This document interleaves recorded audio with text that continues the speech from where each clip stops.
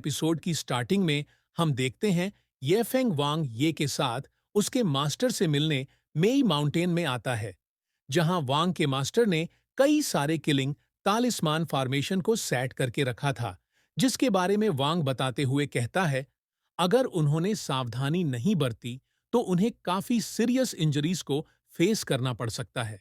लेकिन ये फेंक तो येन फेंक है, वो अपने यिन यांग स्पेयर का यूज करके सभी तालिस्मान को एक झटके में ही खत्म कर देता है। वांग ये इतनी पावर को देखकर ये फेंग से उसे भी सिखाने के लिए कहता है, पर ये फेंक उसकी बातों में बिना ध्यान दिए आगे चला जाता है। सीन 6 पैलेस लॉर्ड पर आता है, जो अभी किसी पावरफुल तालिस्मान को बना रहा होता है। अब जैसे ही ये तालिस्मान बनकर तैयार हो जाता है, तो उसी समय पैलेस लॉर्ड को कोई आवाज सुनाई देती है। पैलेस लॉर्ड कहता है, आखिरकार अब कौन सा बेवकूफ फिर से मरने के लिए वापस आ गया, जिसने उसके तालिस्मान फॉर्मेशन को तोड़ने की हिम्मत की है। तभी दूसरी तरफ से येन फेंक की आवाज आती है, जो कहता है, क्या तुम सच में इन तालिस्मान के भरोसे बैठे थे कि ये तुम्हें बचा सकते हैं?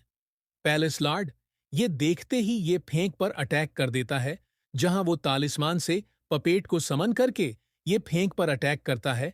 ये फेंक पैलेस लॉर्ड की तालिस्मान टेक्निक की तारीफ करते हुए उस पपेट को कुछ अटैक में ही वापस तालिस्मान में बदल देता है। ये फेंक की इतनी पायनवर को देखकर पैलेस लॉर्ड कहता है, सच में तुम उतने ही पावरफुल हो जितना नाइन हेवन दाओ पैलेस कहता है। इसके साथ ही पैलेस लॉर्ड एक और तालिस्मान का यूज करता है, जिससे कई सारी स्पिरिचुअल चैन निकलकर ये फेंक पर अटैक करना स्टार्ट कर देती है। लेकिन मे फेंक की स्पीड काफी तेज थी, इसलिए ये स्पिरिचुअल चैन उसका कुछ भी नहीं कर पाती।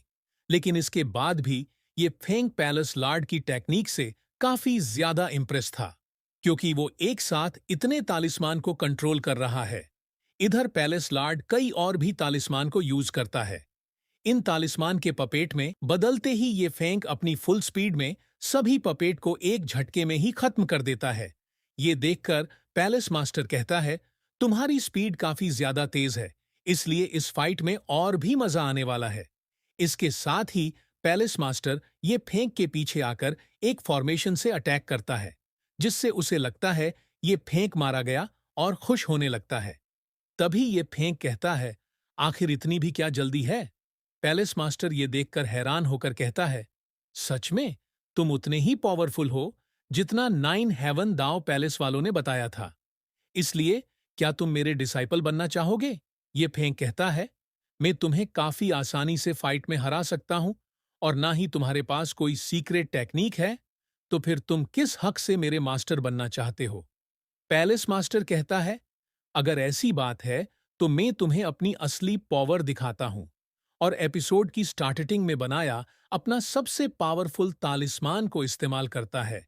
ये फेंक इस तालिस्मान की पावर को देखकर कहता है, भले ही ये पावर अर्थ या हेवन की क्यों ना हो, पर ये मेरा कुछ भी नहीं बिगाड़ सकती। और होता भी ऐसा ही है, क्योंकि ये फेंक इस फॉर्मेशन के सभी अटैक्स को काफी आसानी से डिफेंड कर रहा होता है, जो देखकर पैलेस मास्टर येन फेंग पर अपने पपेट तालिस्मान से अटैक करता है। ये देखकर येन फेंग भी पैलेस मास्टर से चुराए पपेट तालिस्मान का यूज करके खुद को बचाता है, और पैलेस मास्टर के इस पपेट फॉर्मेशन को खुद कंट्रोल करके उसके पपेट से उसी पर अटैक करवाता है। पैलेस मास्टर स्पिरिचुअल शील्ड से खुद को बचाता है। तभी ये फेंग फिर से एक powerful slash attack palace master पर करता है। पैलेस मास्टर भी हेवनली थंडर की मदद से खुद को बचाता है। साथ ही हेवनली थंडर से ये फेंग पर अटैक करके येन फेंग को स्पिरिचुअल चैंस में पकड़ लेता है और कहता है, तो क्या अब ये फेंग उसका डिसाइपल बनने के लिए तैयार है? पैलेस मास्टर अपनी बात को खत्म कर पाता, इससे पहले ही ये फेंक खुद को पैलेस मास्टर के पीछे टेलीपोर्ट करके उस पर एक खतरनाक अटैक करता है, जिसमें पैलेस मास्टर बुरी तरह इंजर्ड हो जाता है, जिसे अब ये फेंक ने अपने स्पिरिचुअल चैन में पकड़ लिया था। इधर पैलेस मास्टर कहता है, मैंने अपनी सारी लाइफ इन्फॉर्मेशन को मास्टर करने में लगा दी, ताकि मैं इस कॉन्टिनेंट का सबसे पावरफुल फॉर्मेशन मास्टर बन सकूं। पर मुझे उम्मीद भी नहीं थी कि तुम इतने पावरफुल फॉर्मेशन मास्टर हो सकते हो, क्योंकि वो तो ये फेंक के सिंपल इल्यूजन फॉर्मेशन को भी नहीं देख पाया, इसलिए क्या ये फेंक उसे अपना डिसाइपल बनाएगा? पर तभी वांग ये वहां आकर कहता है, पर वो पहले ये फेंक के पास आया था, इसलिए वही ये फेंक का डिसाइपल बनेगा। ये फेंक कहता है, तुम दोनों मास्टर और डिसाइपल एक जैसे ही हो, जो जरा भी मौका नहीं छोड़ते। सीन कट होकर नाइन हेवन दाव पैलेस के एक मीटिंग हॉल में आता है, जहां अपर रिलम का एक मास्टर आकर सभी पैलेस मास्टर की दांवकी को सप्रेस कर देता है। इधर सेवन सेंट सोचती है, आखिर अपर रिलम का ये मास्टर कितना पावरफुल है, जिसका स्पिरिचुअल ऑरा ही उनकी सोल को एक झटके में ही खत्म कर सकता है।